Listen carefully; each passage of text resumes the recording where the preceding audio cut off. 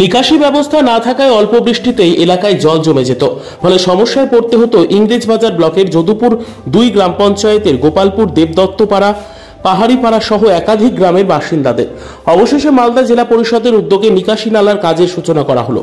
জানা যায়, রবিবার সকাল আনুমানিক 10টা নাগাদ ইংরেজবাজার ব্লকের যদুপুর 2 নম্বর গ্রাম পঞ্চায়েতের গোপালপুর এলাকায় নিকাশি নালা তৈরির কাজের সূচনা করা হয়। উপস্থিত ছিলেন মালদা জেলা পরিষদের সভাধিপতি লিপিকা বর্মন ঘোষ।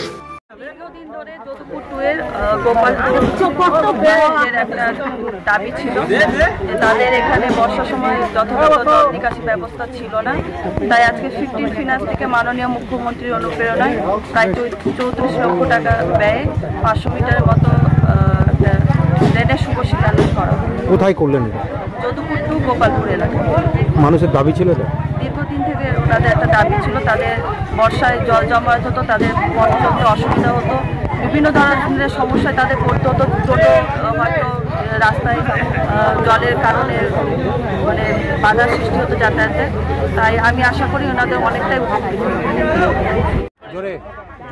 গ্রাম পঞ্চায়েতে আজকে আপনার গোপালপুর এলাকাতে আমাদের দীর্ঘদিনের একটা আশা ছিল, সেটা আমরা আমাদের সমস্যার জন্য লিপিকাকে বলা হয়েছিল। উনি জেলা পরিষদের থেকে ফান্ড থেকে 34 লক্ষ টাকা ব্যয়ে আমাদের ড্রেন আজকে শুভ উদ্বোধনী হলো। এটা আপনার সামনে 2-4 দিনের মধ্যে কাজ শুরু হবে। আমরা আমাদের এলাকাবাসী খুবই খুশি দিদির, মমতা দিদির এই উন্নয়নে এবং আমার লিপিকা দিদির এই উদ্যোগের জন্য। ধন্যবাদ। আপনার নাম? আমার নাম মোহাম্মদ সানাউল, যদুপুর 2 গ্রাম পঞ্চায়েতের প্রধান।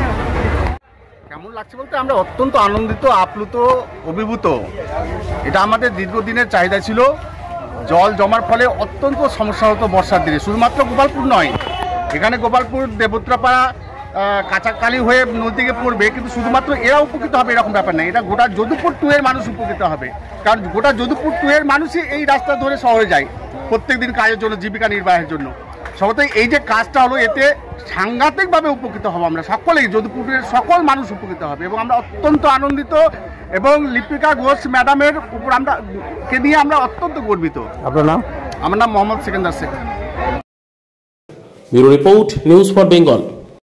This channel does not promote or encourage any illegal activities. All contents provided by this channel is meant for educational purpose only.